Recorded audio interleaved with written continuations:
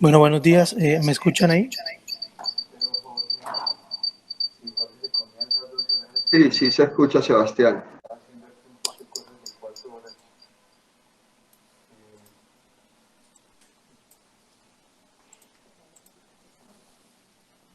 ¿Se escucha bien? Sí. Sí, Bueno, bueno, hay 22 personas conectadas, pero solo 9 han firmado la asistencia. bueno, voy a ir comenzando entonces. Bueno, buenos días. Para los que no me conocen, yo soy Sebastián Bolaño, el fellow de cirugía pediátrica de primer año de la Universidad de Antioquia. Y la idea de la reunión es pues, hablar sobre el manejo de la gastrosquisis desde el punto de vista de cirugía pediátrica, junto con neonatología y el servicio de ginecología. Entonces, empezamos definiendo que la gastrosquisis pues, viene del griego antiguo, gastros, que significa vientre, y quisis, que significa división, acuñado por Taruffi en 1894, donde incluía indiscriminadamente el onfalocele y la estrofia de vejiga. Fue posteriormente en 1953 cuando Moore y Stokes describieron las características que diferenciaron la aparición de la gastrosquisis del onfalocele. Como vemos, en el caso de la gastrosquisis con el saco ausente, las anomalías asociadas son menos comunes en un 10% y se localiza pues, a la derecha del cordón umbilical. La incidencia vemos que ha ido aumentando en los últimos 20 a 30 años, lo cual pues, nos llama la atención que en los últimos 30 años se ha incluso duplicado en ciertos países como Estados Unidos. Actualmente la incidencia la tenemos uno en cada 4.000 nacidos vivos.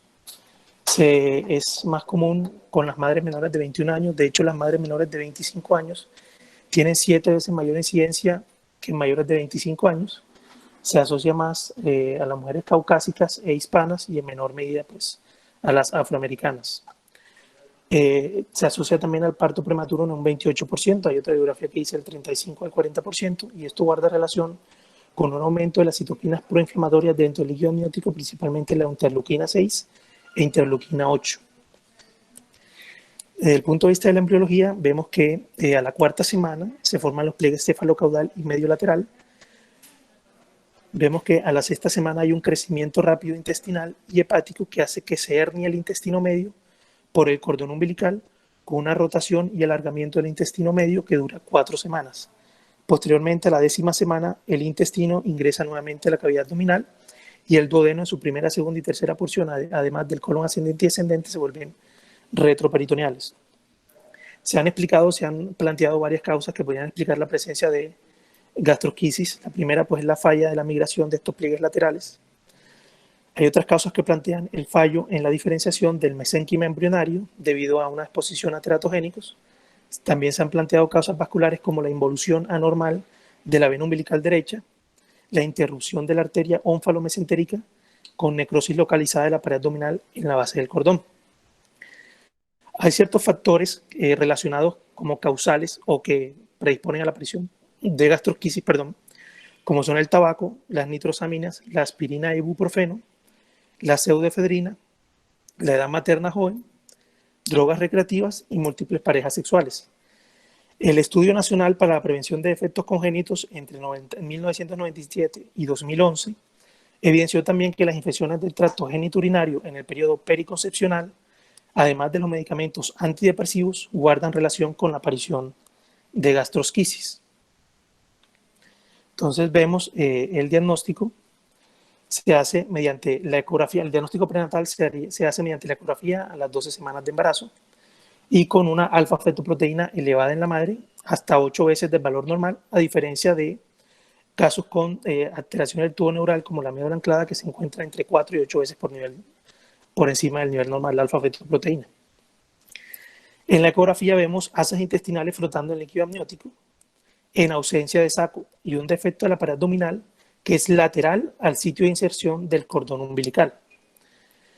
Vemos que la gastrosquisis se divide en simple o compleja según la clasificación de Molick, y la compleja es la que se asocia a alteraciones desde el punto de vista de la arquitectura intestinal, principalmente la presencia de atresia, estenosis, necrosis, perforación o vólvulo.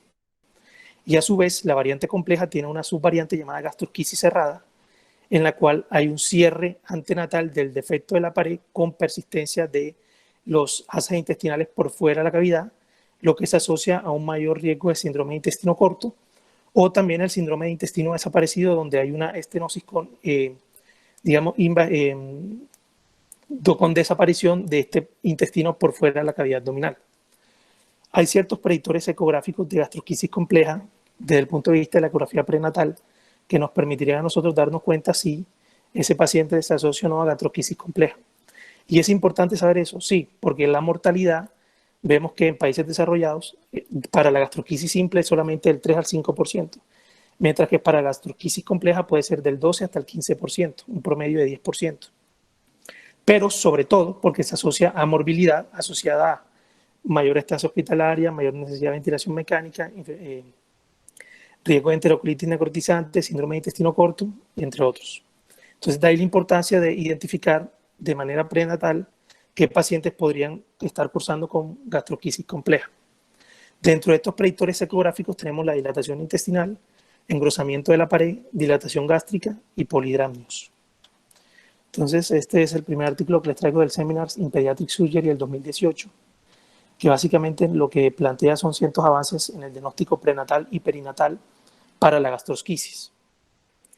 Entonces, empezamos diciendo que ha habido un aumento en la incidencia en los últimos años. De hecho, 3.6 por cada 10.000 nacidos vivos en 2005 a 4.9 por cada 10.000 nacidos vivos actualmente en 2016. Perdón. El abordaje diagnóstico de la gastrosquisis con la ecografía permite identificar las dos características mencionadas, alzas intestinales en el líquido amniótico y defecto de la pared abdominal derecha. Y en este artículo se plantea o se evalúan los predictores ecográficos de gastrosquisis compleja, principalmente dilatación intestinal, dilatación gástrica, grosor de la pared y la presencia de polidramnios. Entonces vemos que desde el punto de vista de los predictores ecográficos, el que más estudios o más razón o más se le ha prestado atención es a la presencia de la ubicación de la dilatación intestinal, referida como dilatación intestinal intraabdominal o extraabdominal. Entonces vemos que Kuleva, en su estudio retrospectivo de 105 pacientes, demostró una relación entre la dilatación intestinal intraabdominal, como la vemos en la imagen, mayor de 10 milímetros con la presencia de gastrosquisis compleja definida por atresia intestinal. Además, de Antonio, en su metaanálisis de 9 estudios, evidenció igualmente una relación entre la dilatación intestinal intraabdominal mayor de 18 milímetros y la presencia de gastrosquisis compleja dada por presencia de atresia intestinal, a diferencia de la dilatación intestinal extraabdominal, que no se ha evidenciado relación con la presencia de gastrosquisis compleja. En el estudio de Kuleva, la dilatación intestinal extraabdominal definida como mayor de 10 milímetros se observó en la gran mayoría de los bebés con gastrosquisis simple hasta en un 94% y no predijo o no se relacionó con la presencia de atresia intestinal. John Solly, en su estudio retrospectivo de 130 pacientes, evidenció que el grado de dilatación mayor de 18 milímetros como predictor de atresia intestinal, con un valor predictivo del 17% y valor predictivo negativo del 99%. Posteriormente, de Antonio, en su metaanálisis de 2015, con 26 estudios que incluyeron 2.023 pacientes, evidenció la relación de la dilatación intestinal intraabdominal mayor de 18 milímetros con la presencia de atresia intestinal. Posteriormente, el grado de dilatación, como vemos ahí, fue evaluado por García en su estudio retrospectivo de 94 pacientes, midiendo la dilatación intestinal extraabdominal en ese caso, y evidenció que un diámetro mayor o igual a 25 milímetros se asoció con una menor tasa de cierre exitoso, más tiempo para alimentación enteral completa y una mayor duración de la estancia hospitalaria, pero con una sensibilidad del 28% solamente, un valor predictivo positivo del 38% y un valor predictivo negativo del 87%. Desde el punto de vista del tiempo desde el inicio, el estudio del LATO evaluó la presencia de dilatación intestinal y en qué semana de gestación se presentó. Fueron 78 pacientes con dilatación intestinal de más de 10 milímetros divididos en menores de 27, entre 27 y 30 semanas y mayores de 30 semanas, donde se evidenció que más de 10 milímetros en menos de 30 semanas tuvo una sensibilidad del 89% y una especificidad del 79%. Entonces nos vamos quedando con la ubicación de la dilatación intestinal intraabdominal. Posteriormente, el polidramnios también fue evaluado por De Antonio en su metaanálisis y él evidenció que la presencia del polidramnios fue predictor de atresia intestinal. Entonces llevamos dilatación intestinal intraabdominal y la presencia de polidramnios. Ahora, cuando hablamos de dilatación gástrica, Sinkey, en su estudio retrospectivo de 154 casos, El 32% de estos pacientes presentaron dilatación gástrica, lo que predijo la presencia de líquido amniótico meconial en el momento del parto. Y en este estudio se evidenció que la dilatación gástrica guarda relación con la presencia de muerte neonatal, más no de atresia intestinal. Y por último, el engrosamiento fue evaluado en el estudio de Heinig en su revisión retrospectiva de 46 pacientes y encontró que un grosor mayor de 25 milímetros se relacionaba con atresia intestinal con un valor predictivo positivo del 85%. Entonces nos quedamos con dilatación intestinal intraabdominal y polidramnios como predictores de atresia intestinal y dilatación gástrica como predictor de mortalidad neonatal. Ahora, desde el punto de vista de las características del nacimiento, vemos que el 35% de los embarazos de la gastrosquisis, como mencioné anteriormente, se terminan en trabajo de parto pretérmino. Entonces se ha evaluado cuál sería el mejor momento para el nacimiento y qué tipo de vía sería la indicada. Desde el punto de vista del parto pretérmino, definido como menos de 37 semanas, en el estudio de LOG se evaluó un ensayo controlado de 42 pacientes que evaluó el efecto del parto pretérmino versus el manejo expectante de estos pacientes y no evidenció beneficios ni efectos adversos del parto pretérmino. Posteriormente, Carnahan, en su estudio de corte retrospectivo, sí concluyó que el parto electivo antes de las 37 semanas se asociaba con un aumento de la incidencia de sepsis neonatal y una prolongación de la estancia hospitalaria. Cain y colaboradores, en su estudio de corte retrospectivo multiinstitucional con más de 1.000 pacientes, notaron una menor incidencia de ictericia y síndrome de dificultad respiratoria en el parto después de las 37 semanas. Es decir, parto pretérmino, no. Ahora, parto a término temprano o tardío. Temprano definido entre las 37 a 38 y tardío de 39 en adelante. Entonces, Baut, en su estudio, encontró que los que se llevaron a parto a las 37 semanas, es decir, a término temprano, tenían mayor que casos de sepsis neonatal. Spars, en su estudio de corte retrospectivo, también evaluó el riesgo de muerte fetal intrauterina por cada semana de edad gestacional después de las 37 semanas y evidenció que el riesgo aumentó entre la semana 38 y 39. Entonces, se podría decir que el parto término temprano o término tardío tiene su riesgo. Entonces, Harper y colaboradores realizaron un análisis costo efectivo reciente que indica que el parto a las 38 semanas puede optimizar el equilibrio entre el riesgo del síndrome de dificultad respiratoria y sepsis neonatal del parto de término temprano y el riesgo de muerte fetal, una complicación potencial del manejo expectante continuo. Entonces se plantean las 38 semanas de gestación como el momento indicado para el nacimiento de estos pacientes. Ahora, la vía del nacimiento. Los primeros estudios sugirieron que el parto por cesárea mejoraba los resultados relacionados con menor exposición a la lesión durante el trabajo de parto y contaminación por flora vaginal durante el parto.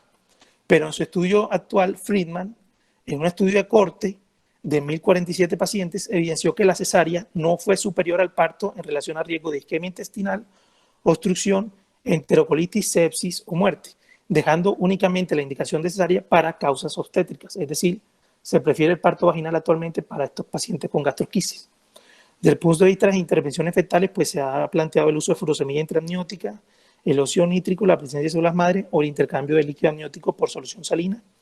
Básicamente son estudios experimentales todavía no han sido probados en humanos. Bueno, este segundo estudio que les traigo es del Seminary in Pediatric Surgery de 2018, que establece ciertos estratificantes de riesgo y determinantes de la evolución en pacientes con gastrosquisis. Entonces ellos plantean la estratificación de riesgo mediante 3 parámetros: la ecografía prenatal, el score de prognosis de gastrosquisis y el SNAP-2. Entonces la ecografía prenatal en este artículo que plantea o expone el metaanálisis de Antonio de 2015 con 2023 fetos para identificar hallazgos prenatales asociados con atresia intestinal, muerte intrauterina o muerte neonatal, y evidenciaron que la dilatación intestinal intraabdominal y el polidramno se asociaron con atresia intestinal, mientras que otros hallazgos como la dilatación extraabdominal o el grosor son inconsistentes, y la dilatación gástrica fue la que más se asoció a presencia de muerte neonatal. El SNAP-2 fue descrito inicialmente en 2010 por Mills y es una puntuación fisiológica aguda neonatal para la estratificación del riesgo de morbilidad y mortalidad. Consta de 6 variables que se recolectan en las primeras 12 horas al ingreso de la UCI neonatal y en un análisis de 239 pacientes, estudio de corte retrospectivo, se demostró que podía predecir mortalidad, días de ventilación y NPT. Ahora, el punto de vista del Gastroschisis Prognosis Score, me quiero detener acá, fue descrito en el 2012 por Cowan, en el cual pues básicamente este score depende de las características del intestino eviscerado en el momento del nacimiento, se evalúa a la cabecera del paciente y inicialmente se planteaba como un índice de evaluación de mortalidad en el 2012, pero en 2017, posterior a esto, se hizo un estudio donde se evaluaba también su relación con la morbilidad desde el punto de vista de días de hospitalización, inicio de la vía oral o necesidad de NPT. Entonces aquí vemos la clasificación del GPS o el Gastroschisis Prognosis Score, que básicamente habla de la presencia de A13, perforación, necrosis o muffin, que es como el enmarañamiento o engrosamiento de las asas intestinales. Vemos que un GPS menor o igual a 1 se considera de bajo riesgo y un GPS mayor o igual a 2 se considera de alto riesgo. Entonces, en un estudio retrospectivo de corte entre 2005 y 2016, se evaluó la relación del Gastroschisis Prognosis Score con la morbilidad en un total de 343 pacientes. Se dividieron en dos grupos, un grupo de bajo riesgo de 263 pacientes y un grupo de alto riesgo con GPS mayor o igual a 2, que fueron 80 pacientes. Y la morbilidad se evaluó en relación a la estancia hospitalaria, evidenciándose mucho mayor en el grupo de alto riesgo, 26 versus 62 días. Y los días hasta el inicio de la vía oral también fueron mayores en el grupo de alto riesgo, 9 versus 18 días, y los días de NPT también superaron el grupo de alto riesgo, 20 versus 46 días. Además de eso, las complicaciones postoperatorias también fueron mayores en el grupo de alto riesgo.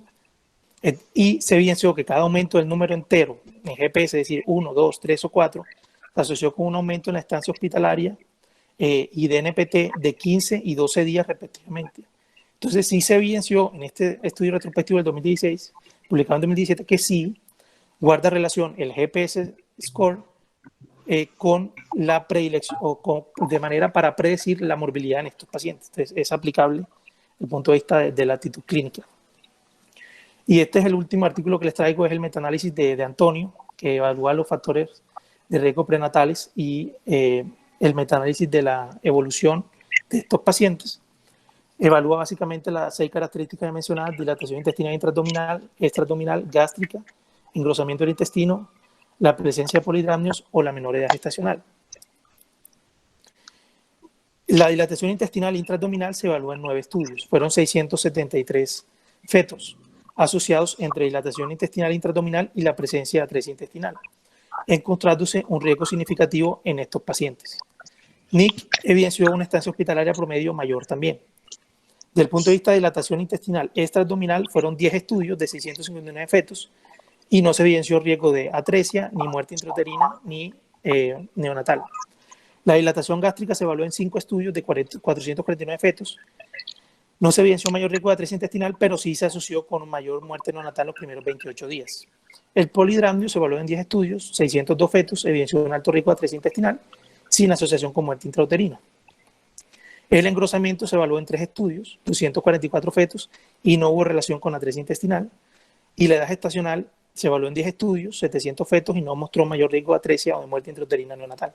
Entonces, para concluir estos artículos o esta revisión, básicamente vemos que desde el punto de vista de predictores ecográficos prenatales para gastroschisis compleja, nos quedamos con la dilatación intestinal intraabdominal y el polidramnios, que se asociaron con mayor riesgo de atresia intestinal, y la dilatación gástrica con mayor muerte neonatal. Y no hubo relación estadísticamente significativa con estos predictores desde el punto de vista de la estancia hospitalaria ni la NPT. Y este es el esquema de los resultados. Vamos a seguir. Bueno, entonces ahora, ya comentado el diagnóstico prenatal, vamos ahora con el manejo quirúrgico una vez ya nacido el paciente. Entonces hay ciertos métodos para cierre en gastroschisis. El artículo que les traigo del Seminary in Pediatric Surgery del 2018, que básicamente plantea como ciertas características importantes para tener en cuenta para el cierre de estos pacientes. Entonces traje un esquema que vemos acá a la izquierda de la pantalla, o a la derecha de la pantalla, perdón, que divide la gastrosquisis en simple y compleja. Vemos que la simple va a depender de su reductibilidad o no. Si se puede reducir, se prefiere la reducción primaria con el cierre primario, que puede ser con sutura o sin sutura, y si no se puede reducir, pues la reducción por etapas con la colocación del silo. Y en el caso de gastrosquisis compleja, pues el plan es individualizado, como veremos más adelante. Algo importante que tener en cuenta es que hay que prevenir la pérdida de líquidos por la evaporación, la hipotermia o la infección, cubrir las vísceras exteriorizadas con gasas empapadas con solución salina, y esto se coloca en la parte central del abdomen y se cubre con una bolsa de plástico. El bebé debe ser colocado preferiblemente en decúbito lateral derecho para prevenir daño vascular debido a la torsión del pedículo vascular mesentérico. Colocar una sonda orogástrica para descomprimir las vísceras, un acceso vascular para manejo de líquidos y antibióticos, puede ser central, preferiblemente el PIC.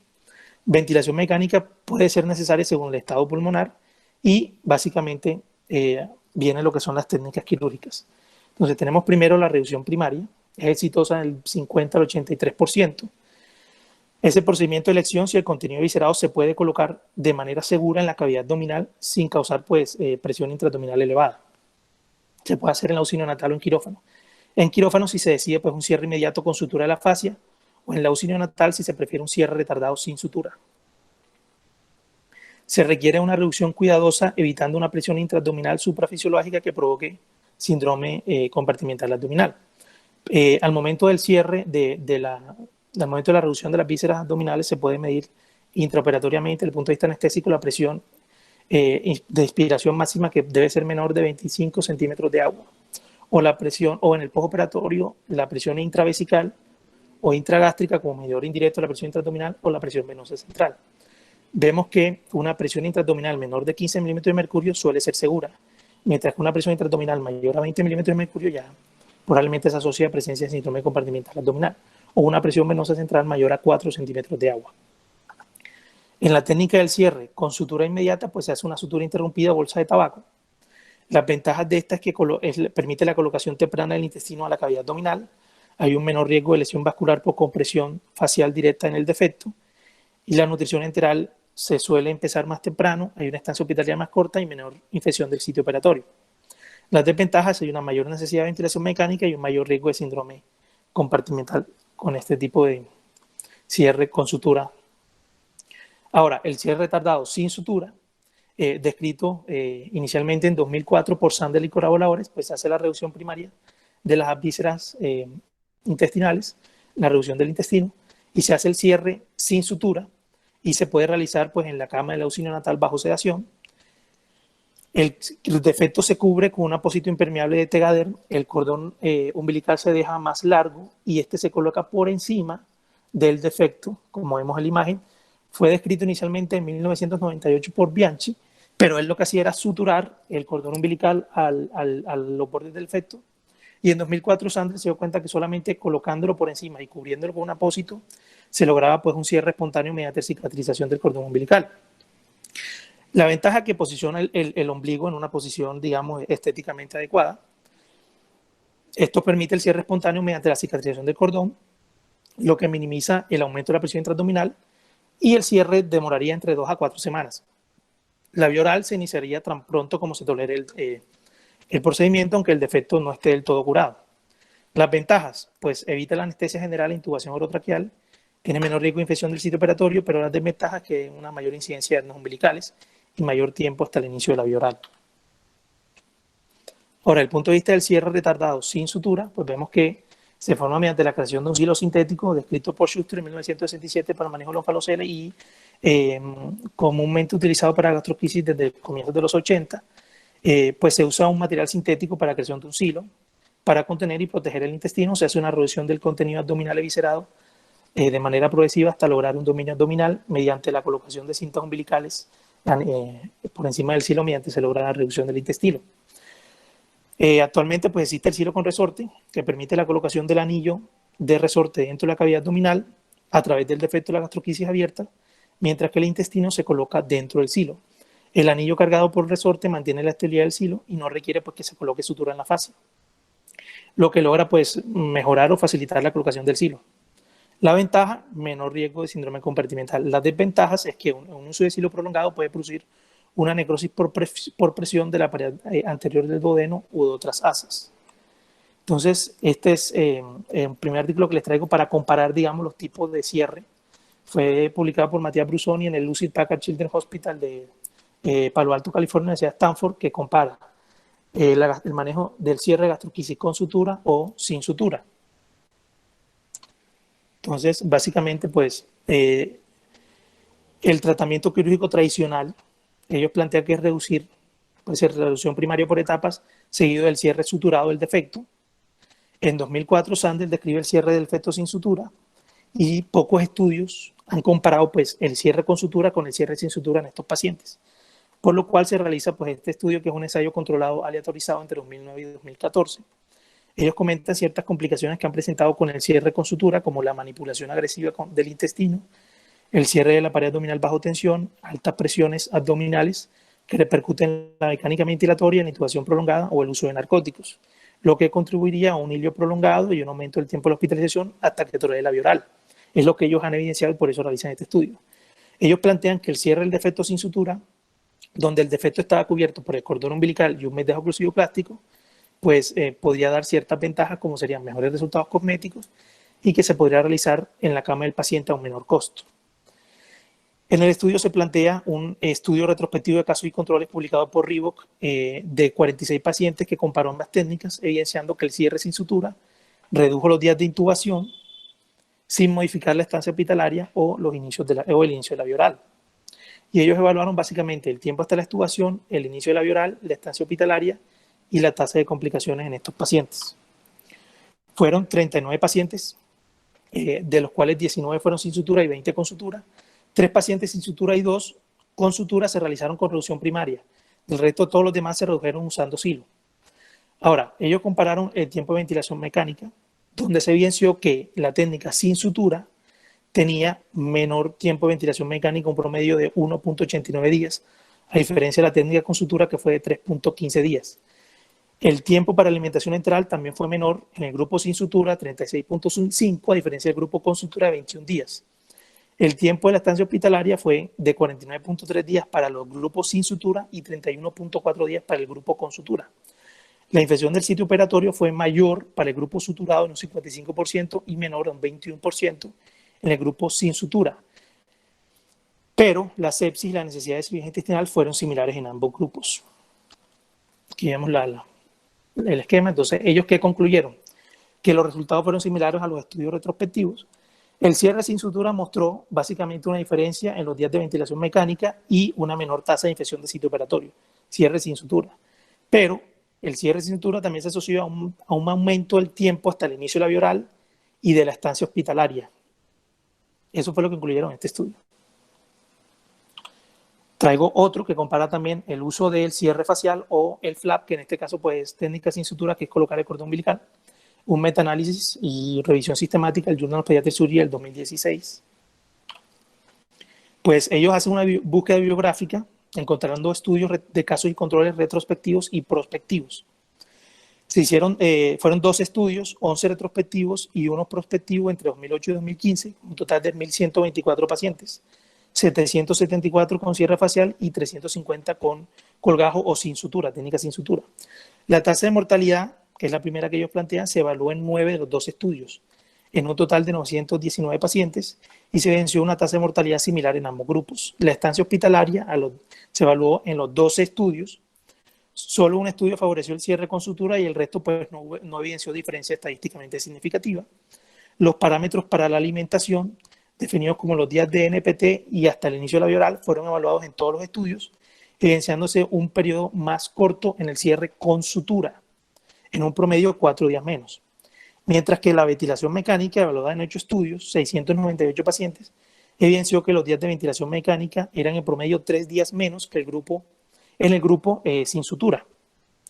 La infección de sitio operatorio se evaluó en 3 estudios y fueron 758 pacientes y favoreció al grupo sin sutura, mientras que la presencia de hernia umbilical se evaluó en 6 estudios, 247 pacientes y hubo un mayor riesgo en el grupo sin sutura o de colgajo, como vemos aquí en el esquema.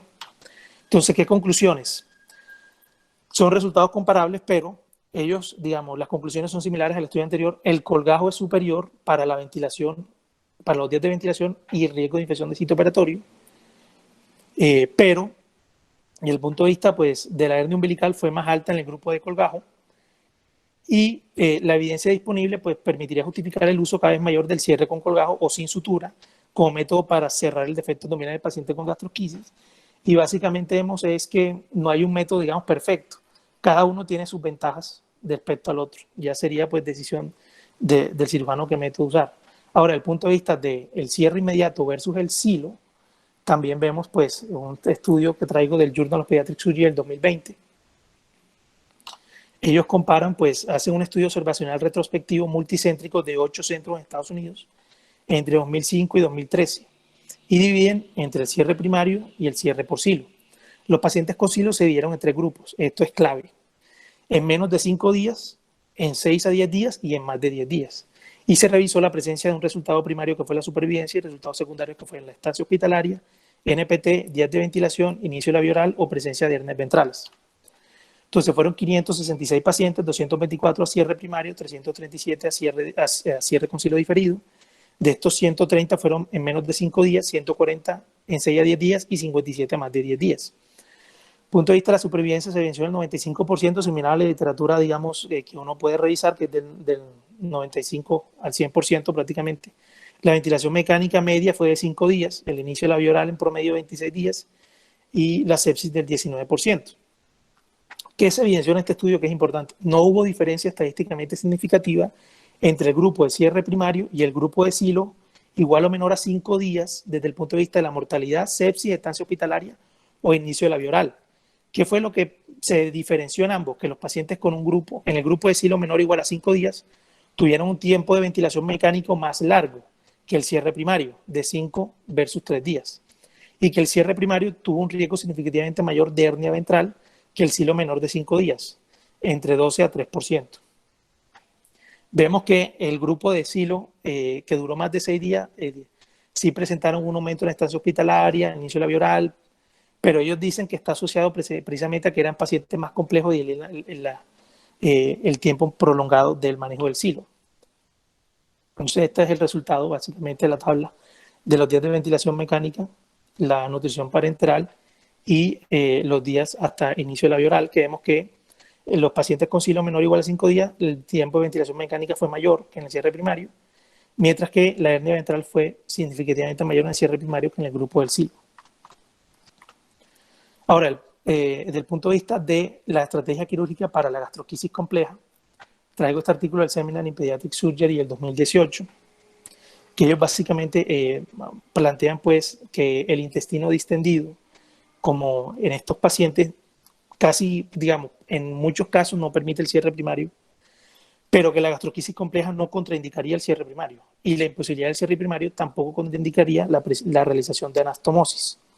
Entonces se prefiere la colocación de un silo pues para permitir la vigilancia de las asas intestinales. Desde el punto de vista de la atresia intestinal se evidencia en el 15 a un 30% de los casos con gastroquisis. Hay ciertos porcentajes que la mencionan el 20%, otra bibliografía la menciona el 23%, de un global entre 15 a 30%. El 80% son atresias yeyunoiliales y se asocian a perforación o vólvulo, principalmente ya las atresias más colónicas. Desde el punto de vista del método de restablecimiento de la continuidad intestinal, en este artículo ellos plantean pues, la anastomosis primaria, siempre y cuando se pueda vigilar la tensión, el flujo sanguíneo o la presencia de obstrucción distal. Y de no ser posible, ellos comparan el uso de derivación o estoma o la reducción con posterior anastomosis 2 a 3 semanas después del cierre, y se ha evidenciado que tiene una buena respuesta a los pacientes que se llevan a una reducción del contenido intestinal progresiva mediante el silo, y 3 semanas después se procede a la realización de la anastomosis en estos pacientes, prevenir lo que más se puede el uso de estomas en estos pacientes. La desmotilidad asociada también tiende a mejorar en las primeras 2 a 4 semanas, de ahí al tiempo establecido, digamos, de 3 semanas para realizar la anastomosis. Y ellos hacen un énfasis en la gastroquisis cerrada, evidenciando pues que sería la única indicación ellos plantean para realizar parto pretérmino en estos pacientes antes de las 37 semanas, principalmente entre las 4 y 36 semanas, por el riesgo de síndrome de intestino corto asociado con la necrosis de las asas intestinales extraabdominales. Y ellos plantean que prenatal se evidencia una triada que podría, digamos, ayudarnos a la identificación de este subgrupo de pacientes, que sería la dilatación del intestino intraabdominal, intestino extraabdominal pequeño y un defecto mínimo. Aquí vemos la imagen de una gastroquisis cerrada con la presencia del intestino exteriorizado por la cicatriz umbilical ya con un defecto cerrado. Entonces, este es el primer artículo que traigo sobre ya el manejo médico como tal del Enhanced Recovery After Surgery, el protocolo ERAS del 2020, básicamente planteando cómo sería el manejo médico de estos pacientes desde el punto de vista de los que cursan con una gastroquisis compleja, con atresia intestinal, que es un desafío sin duda en estos casos. Ellos revisan 116 artículos y hacen 17 recomendaciones básicamente. La primera, el punto de vista de la técnica quirúrgica, ellos plantean que para pacientes con atresia intestinal la recomendación sería una anastomosis primaria, ya que disminuiría la estancia hospitalaria y la necesidad de reintervención en estos pacientes. Plantean también el uso de la profilaxis antibiótica para aplicar los antibióticos 60 minutos antes de incidir la piel.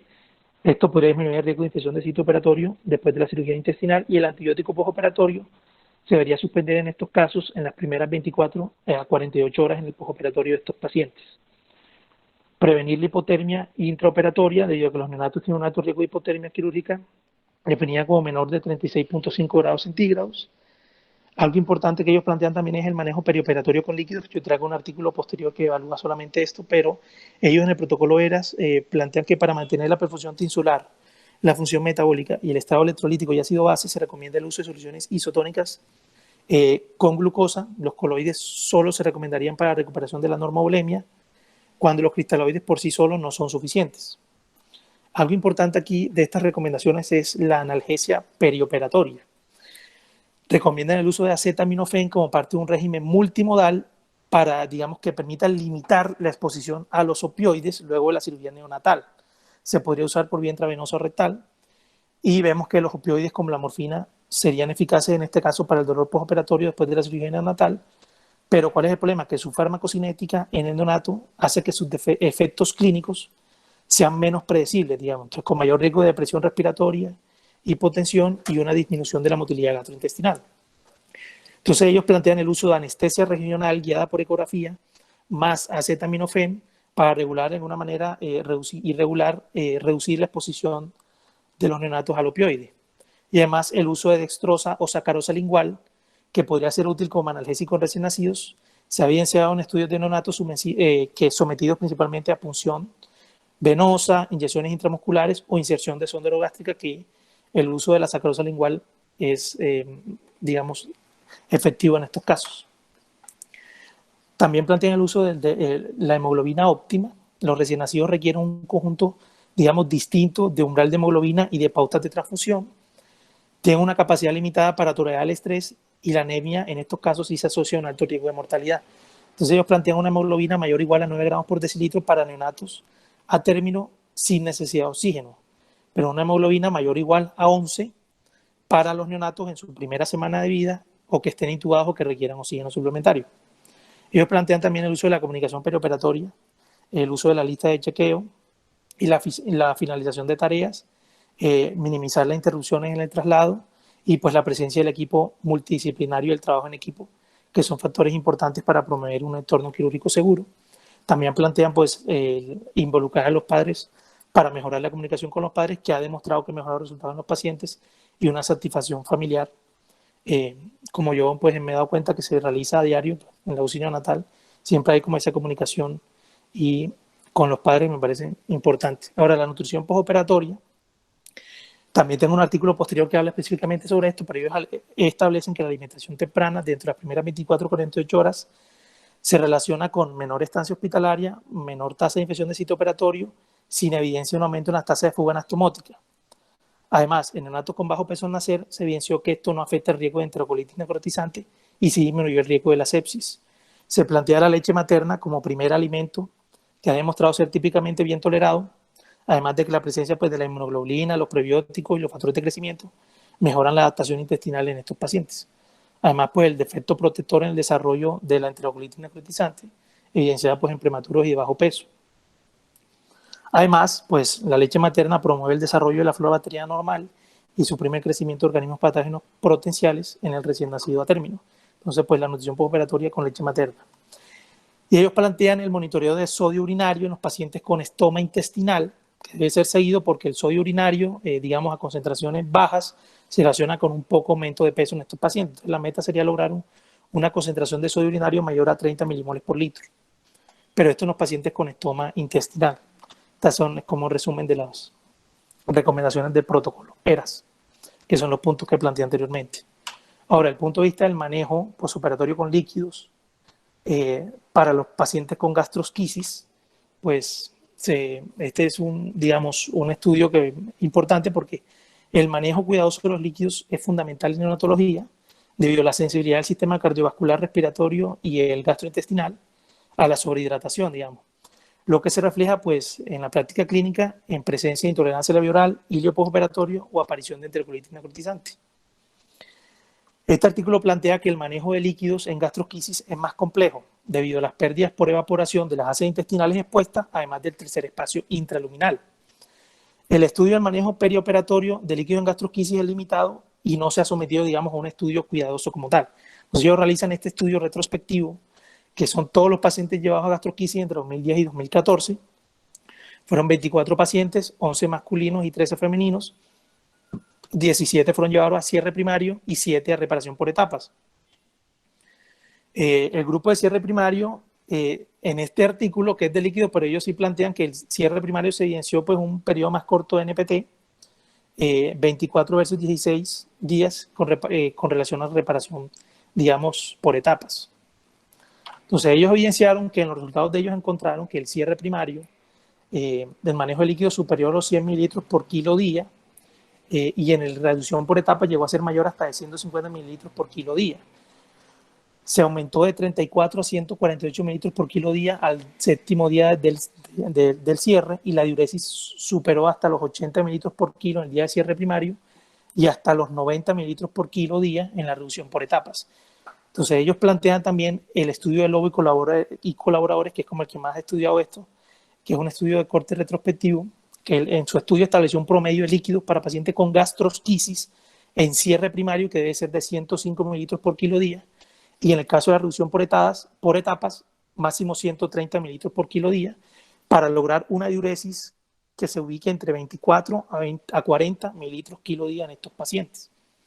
Ahora, en este grupo pues vemos que no se cumplió. Ahora, de este grupo, 2 pacientes fallecieron por sepsis y 1 con síndrome de intestino corto. Aunque el resto se recuperaron sin daño en este artículo, esta revisión sí advierte el riesgo de complicaciones relacionadas con la sobrecarga de volumen, como la displasia broncopulmonar, la enterocolitis necrotizante, la hemorragia intracraneal, conducto arterioso persistente y la muerte. Y un estudio canadiense multicéntrico se evidenció la relación entre sobrehidratación en gastrosquisis con presencia de enterocolitis necrotizante, y ellos dan, digamos, las recomendaciones extrapoladas al estudio del Lobo de mantener una diuresis entre 24 a 40 mililitros kilo día con un promedio de líquidos, dependiendo si se corresponde a cierre primario o reducción por etapa, 105 mililitros o 130 mililitros kilo día. Ahora, ¿cuáles son los factores que yo podría asociar con que este paciente con gastrosquisis va a tener, digamos, una buena tolerancia a la vía oral? Entonces, este es un estudio de corte retrospectivo. Pacientes con gastrosquisis entre 2006 y 2015 se dividieron en 2 grupos, un grupo con alimentación exitosa y otro con alimentación fallida. Fueron un total de 105 pacientes, 56 para alimentación exitosa y 49 para alimentación fallida. ¿Qué se definió como alimentación exitosa? Los que lograron la tolerancia a la vía oral los primeros 21 días. Ambos grupos se trataron con cierre primario o colocación de silo, no se evidenció pues un factor, digamos, ahí diferencial. Y la alimentación se inició cuando sí se evidenció una función intestinal normal, dada por presencia de ruidos intestinales, paso de posiciones y reducción del contenido nasogástrico. Entonces, ¿qué encontraron ellos? Pues los factores que se relacionaron con el éxito de la alimentación temprana, y esto es importante porque nos permite identificar pues lo que habían mencionado anteriormente, la edad gestacional mayor de 36 semanas, ojo, nada de parto pretérmino, sexo femenino, la edad al momento de la cirugía menor de 10 horas, y eso es importante cuando hable más adelante del Similac, menor de 10 horas, tiempo hasta la extubación menor de 4 días, y la edad al inicio de la vía oral menor de 10 días. Esto sí es algo que se extrapola en casi todos los artículos que revisé desde el punto de vista de la vía oral. En gastrosquisis específicamente ellos consideran que empezar entre los primeros 5 a 10 días se considera pues una nutrición enteral temprana y asociada pues a una mayor tolerancia. Entonces, vemos también que la estancia hospitalaria fue menor en el grupo de alimentación temprana, 22 versus 43 días. Entonces, la importancia de estos factores.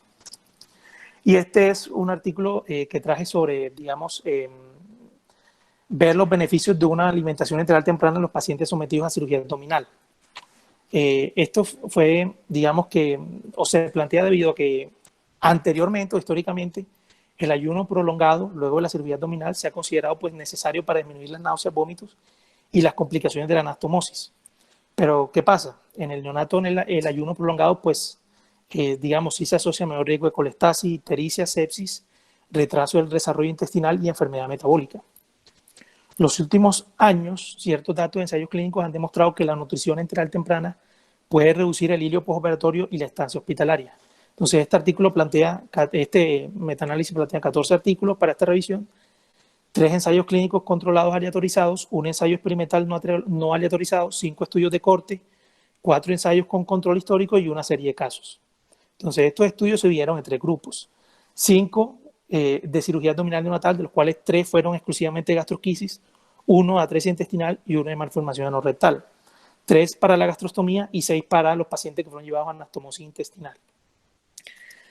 Desde el punto de vista del grupo de cirugía abdominal neonatal, la nutrición enteral temprana se definió en las primeras 24 horas, al igual que el grupo de la anastomosis intestinal, excepto en los 3 grupos de gastrosquisis, que se planteó como los primeros 5 a 10 días, mientras que en la gastrostomía pues, se consideró nutrición enteral temprana en las primeras 12 horas.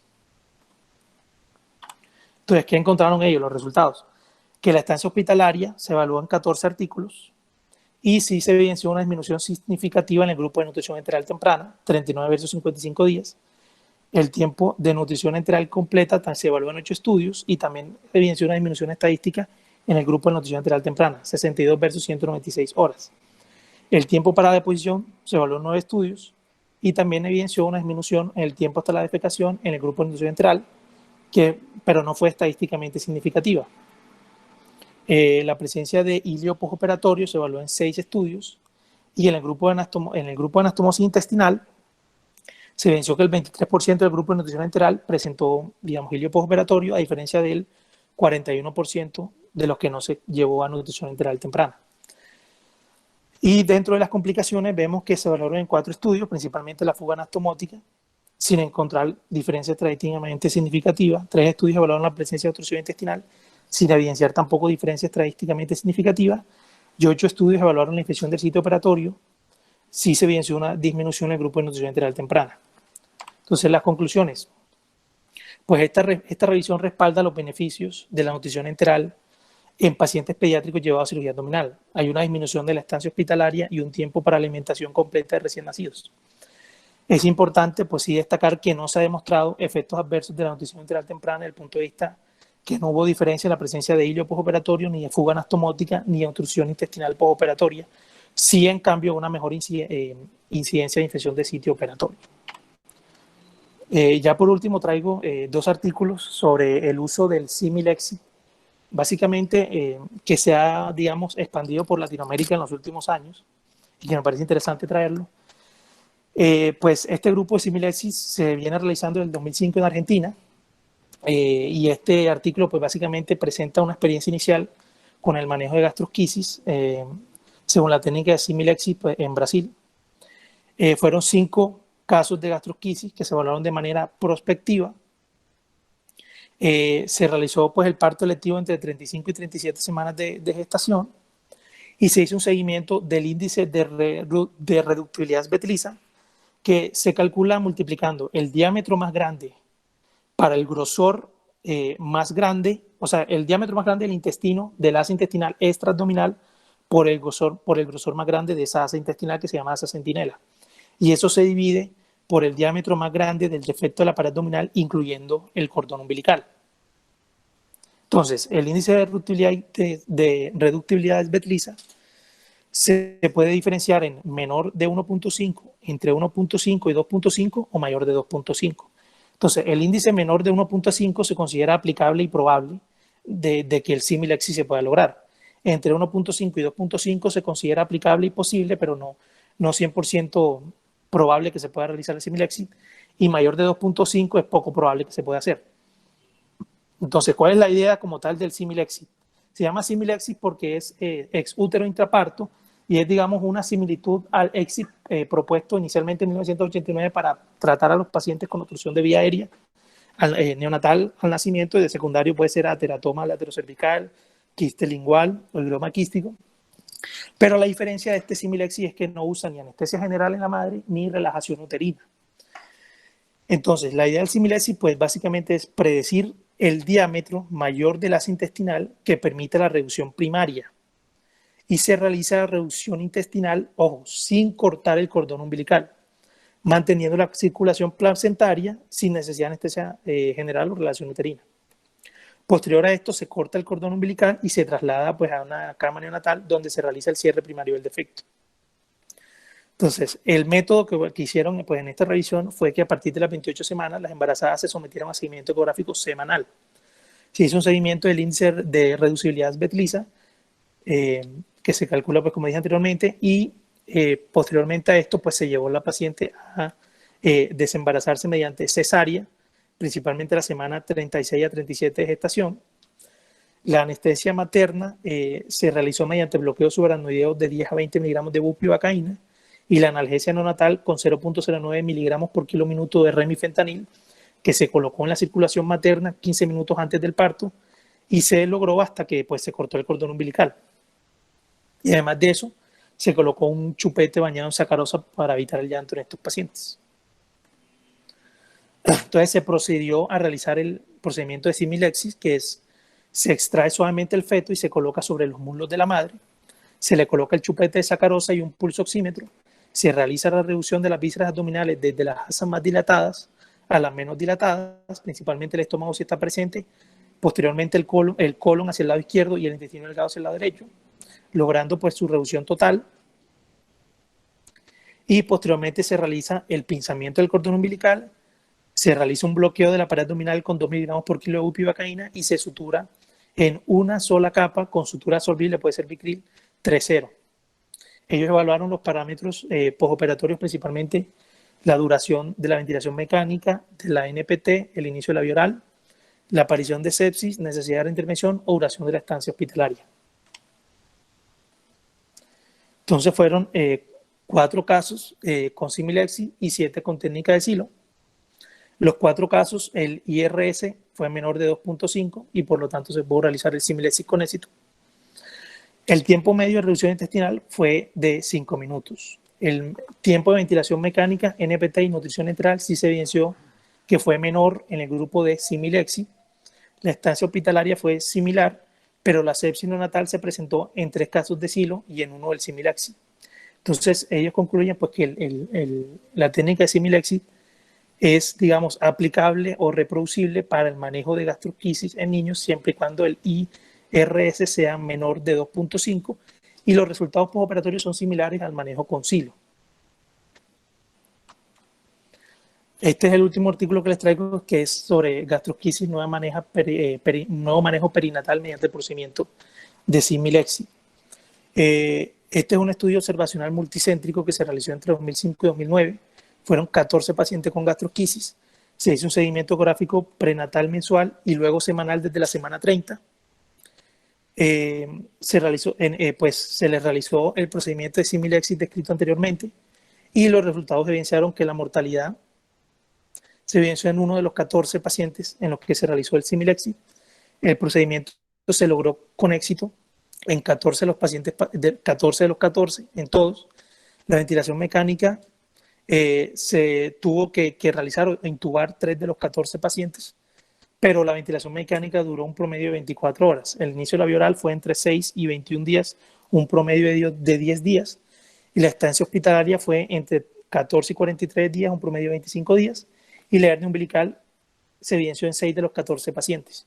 Pero algo importante es que el cierre fue espontáneo en todos ellos.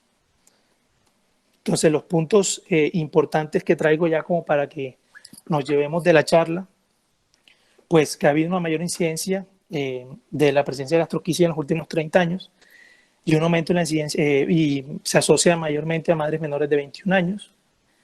El diagnóstico ecográfico prenatal se puede realizar pues, a las 12 semanas con los criterios anteriormente descritos. Hay ciertos predictores ecográficos de gastrosquisis compleja que la bibliografía plantea como, digamos que sí guardan relación, que son la dilatación intestinal intraabdominal y el polidramnios para la trenza intestinal y la dilatación gástrica pues, para la mortalidad neonatal. El tiempo de nacimiento preferible es a las 38 semanas de la edad gestacional El parto vaginal, excepto pues en indicaciones obstétricas, o si queremos hacer el Similexi aquí en Latinoamérica, el cierre primario sin sutura se asocia, digamos, a menos días de ventilación mecánica y menos tasas de infección de sitio operatorio, pero a mayores tasas de hernia umbilical y estancia hospitalaria con relación al cierre con sutura, que el cierre primario y la colocación del silo menor o igual a 5 días son similares con respecto a la sepsia, la estancia hospitalaria o el inicio labioral, pero que el cierre primario tiene un menor tiempo de ventilación mecánica, aunque tiene un mayor riesgo de hernia ventral. Es decir, no hay una técnica quirúrgica gold estándar, digamos, para estos pacientes. Cada una tiene sus beneficios o cada una es superior a otra dependiendo del parámetro que se evalúe. Hay ciertos factores relacionados con el éxito de la alimentación temprana en gastrosquisis, como es la edad gestacional mayor a 36 semanas, sexo femenino, la edad menor de 10 horas antes de la cirugía, la edad menor de 10 días para inicio de la vía oral y el tiempo de ventilación mecánica menor de 4 días. Que la nutrición enteral temprana entre los 5 y 10 días se ha asociado con una menor estancia hospitalaria y tiempo necesidad de NPT. Y que la técnica quirúrgica de Similexi pues, cuenta con estudios que permiten evidenciar su aplicabilidad para el manejo de pacientes con gastrosquisis en nuestro medio, aunque pues, obviamente se asocia con una muestra, un tamaño muestral de un poco número de pacientes, pero que digamos es prometedor. Y este es el último mensaje que les traigo de Paulo Coelho, que dice que el niño siempre te puede enseñar 3 cosas: a ser feliz sin razón, a siempre ser curioso y a luchar sin cansancio por lo que quieres. Entonces, muchas gracias por su atención.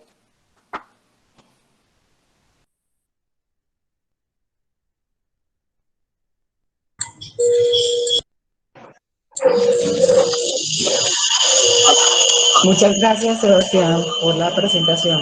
Supremamente bien la revisión de literatura y todos los aspectos que impactan. Hola Sebastián, ¿cómo estás? Hola, Sebastián. Hola, profe. Bueno, mira, primero, muchas gracias por la presentación. A mí me pareció muy completa, creo que hiciste una buena revisión bibliográfica, creo que te arriesgaste a hacer propuestas y eso está bien. Yo pienso que el mensaje grande es que es una patología multidisciplinar, ¿cierto?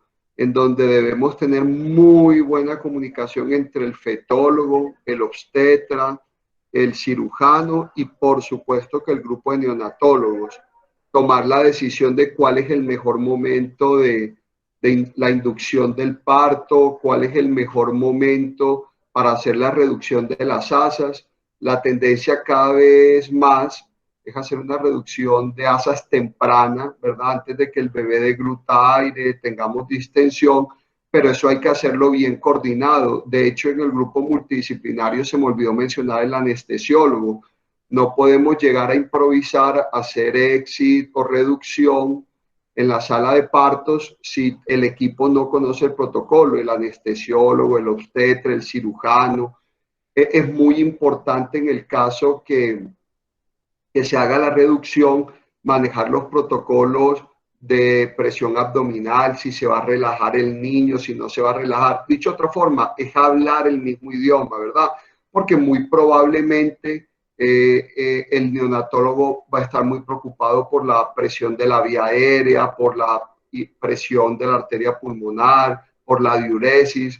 El cirujano va a estar muy preocupado por tratar de reducir lo antes posible las asas y evitar pues que se pierda ese espacio en la cavidad abdominal. Muy probablemente el fetólogo va a estar muy preocupado es por todo el tema del canal del parto o de la vía de extracción pues, del producto de la concepción. Entonces, yo pienso que lo importante es tener protocolos escritos, pero sobre todo que hablemos el mismo idioma, ¿verdad? A lo último es que le vaya bien al bebé, más que un solo parámetro o una sola especialidad, es el grupo multidisciplinario. Efectivamente, cada vez la tendencia es reducciones tempranas, rápidas, cada vez vemos menos bebés nacidos en la periferia, en cabezas municipales o en áreas rurales, y cada vez vemos más bebés con diagnóstico prenatal que llegan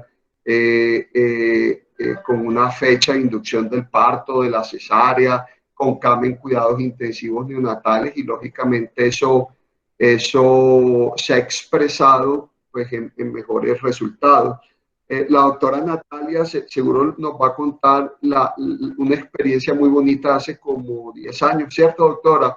En donde una publicación de acá del hospital, un trabajo de investigación muy serio, recogió muchos años de casuística y en términos generales, ahorita me corrige la doctora Natalia, creo que la mitad de los bebés se cerraron tempranamente, cierre primario, y la otra mitad necesitó un silo y un cierre por etapas.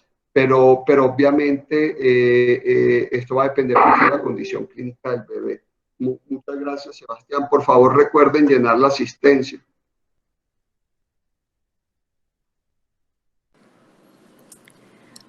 Buenos días, hola Sebastián. Bueno, respecto a lo que dice el doctor Abraham,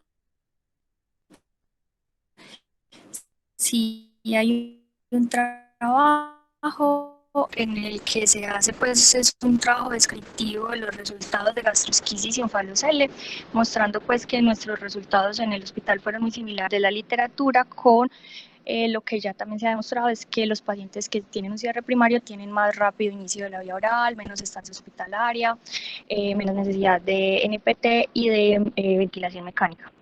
Respecto al seminario del doctor, un seminario pues muy amplio y muy con muchas referencias, hay un poco de ese, porque hay quienes dicen que en realidad los buenos resultados de cuando se hace pues el análisis bivariado de esos dos puntos están más asociados es en realidad al índice de reproductibilidad pues de esbeltliza que como tal al Similexit, pero en realidad también hay muchos estudios, especialmente reportes de casos y series de casos en los que muestran pues como la utilidad y las ventajas del Similexit. Después de tu revisión, Sebastián, entonces vuelvo a hacer la pregunta que hice en la complicación de ahorita, y es que cuáles son los factores asociados como tal a la gastrosquisis que determinan mayores complicaciones desde el punto de vista de la pared abdominal.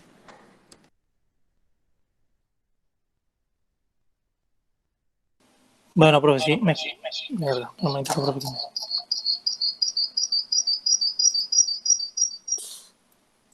¿Aló? ¿Sí me escuchan ahí?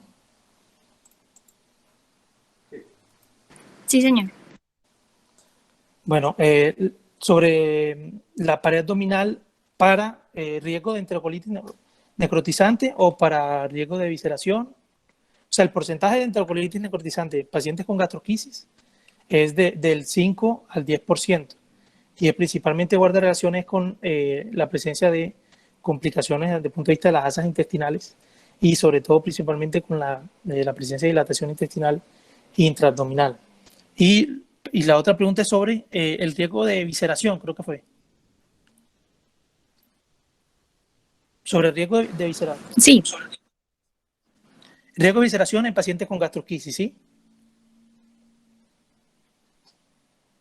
Bueno, sí, señor. Sí, bueno, profe, no. Entonces, desde el punto de vista del riesgo de visceración, sí forma parte, digamos, es la capacidad de reductibilidad que tenga. O sea, la visceración, digamos, en estos pacientes guarda relaciones del punto de vista de la pared abdominal con la técnica quirúrgica que nosotros podamos usar, pero también con el tipo de, o sea, para hacerlo más fácil, si el paciente se puede reducir o no. Entonces, si no se puede reducir o tiene que llevarse a una técnica, digamos, de silo, tiene mayor riesgo, pues, en ese caso, de dificultarse la presencia de la visceración o de la hernia ventral.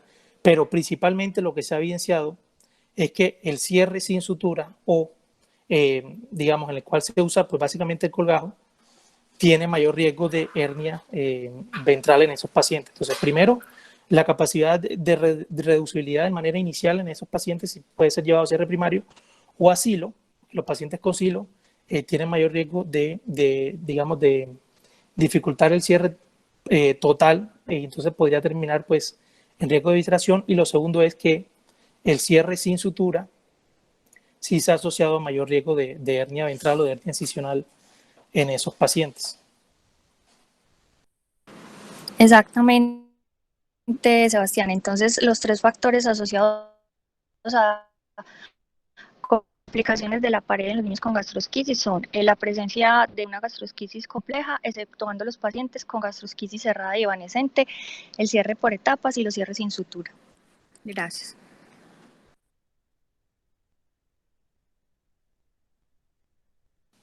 Gracias, profe.